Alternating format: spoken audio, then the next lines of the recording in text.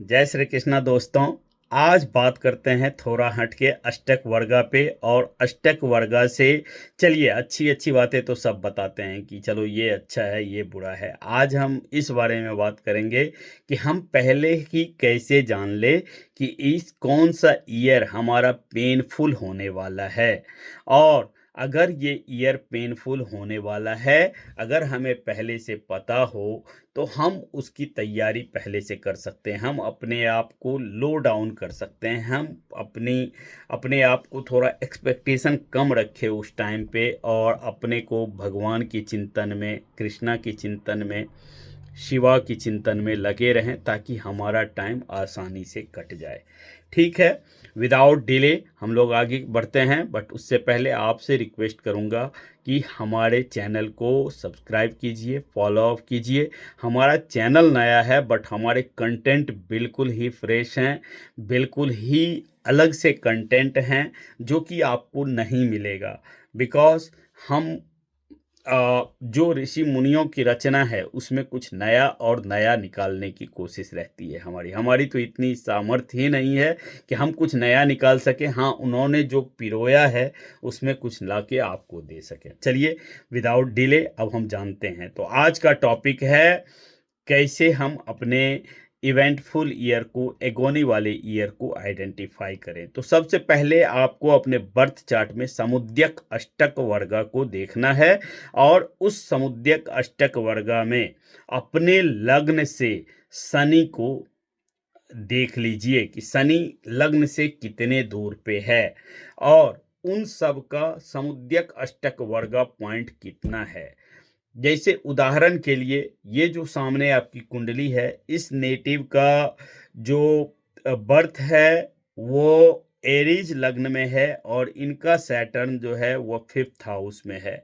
तो आप देख सकते हैं कि इनका लग्न से सैटर्न तक के लिए हमें 5 हाउस को ट्रेवल करना है।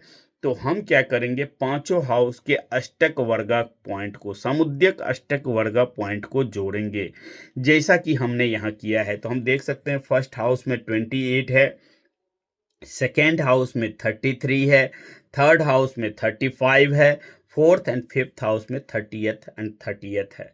तो हम इन सब पॉइंट को जोड़ने पे हमें 156 आता है। अब 156 को हम 7 से मल्टीप्लाई करेंगे। 7 से क्यों मल्टीप्लाई करेंगे, तो इसीलिए क्योंकि हमारे पास 7 प्लैनेट हैं। हम राहु केतु को कभी काउंट नहीं किया जाता है, because they are shadow planet, वो चंद्रमा के ही नॉड हैं। इसीलिए 7 से मल्टीप्लाई करने के पीछे रीजन ही यही है कि हमारे पास 7 प्लैनेट है। तो जो भी हमारे पास अष्टक वर्ग पॉइंट आता है हम उन्हें 7 से मल्टीप्लाई कर देते हैं। तो हमारा रिजल्ट जो आया उसको अब हम फर्दर 27 से डिवाइड करते हैं। वाई टू डिवाइड फ्रॉम 27, तो क्योंकि हमारे पास 27 नक्षत्र हैं, और वो 7 प्लैनेट 27 नक्षत्र में इवनली डिवाइडेड हैं।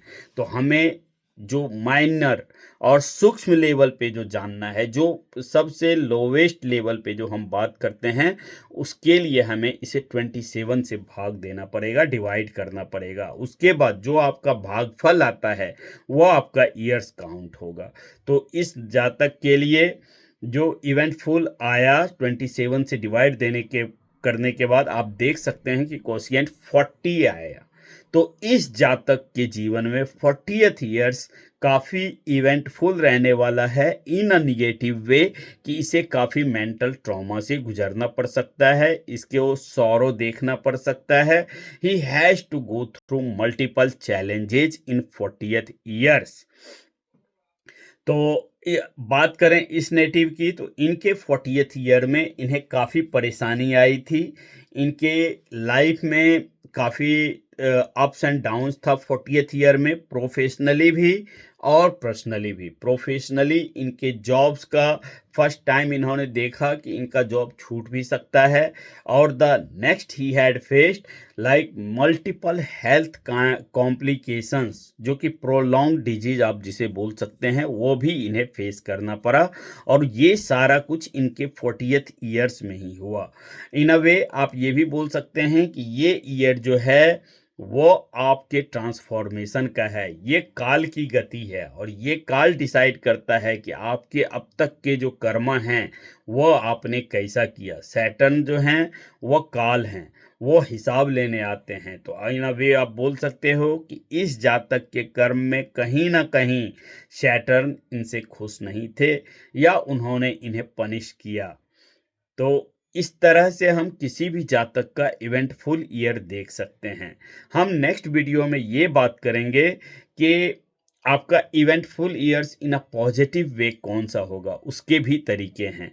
और ये कैलकुलेशन सिर्फ सैटर्न तक ही सीमित नहीं रहता है दोस्तों, हम इसे मार्स, राहु, केतु, इन सब और मैलिफिक प्लैनेट के रिस्पेक्ट में हम इस समुद्यक अष्टक वर्गा को जोड़ सकते हैं। इसे 7 से मल्टीप्लाई करके 27 से डिवाइड करके हम ये देख सकते हैं। अगर जैसे मार्स से हम कैलकुलेट कर रहे हैं तो हम उसमें जो रिजल्ट आएगा हम ये बोल सकते हैं कि इस टाइम पे नेटिव को हो सकता है कि डिस्प्यूट में काफ़ी कुछ डिस्प्यूट से हैंडल करना पड़े, इसे अपने पेरेंट के कुछ करना पड़े, या इसका एक्सीडेंट हो सकता है। So that kind of thing like violence related thing और लैंड रिलेटेड स्टफ्स, यहीं राहु आ जाता है। अगर राहु से हम अगर देखते हैं तो हम बोलेंगे कि इस टाइम पे इस जातक को लाइक फूड पॉइजन हो सकता है कि इसे डाउटफुल लाइक इल्यूजन इसके माइंड में क्रिएट हो जाए और ये लोगों से इसके रिलेशंस खराब हो जाएं। So that kind of thing. तो हम एवरी मैलिफिक प्लैनेट के लिए हम इसे काउंट कर सकते हैं और ये बहुत ही सटीक फार्मूला है। अगर आपका डेट ऑफ बर्थ सही है तो ये कभी भी रॉन्ग नहीं होता है। आप भी ट्राई कीजिए, you are going to enjoy it, and if you are not able to get it, you can let me know your अष्टक वर्गा point along with your planet details। तो मैं आपकी हेल्प कर सकता हूँ ये जानने में।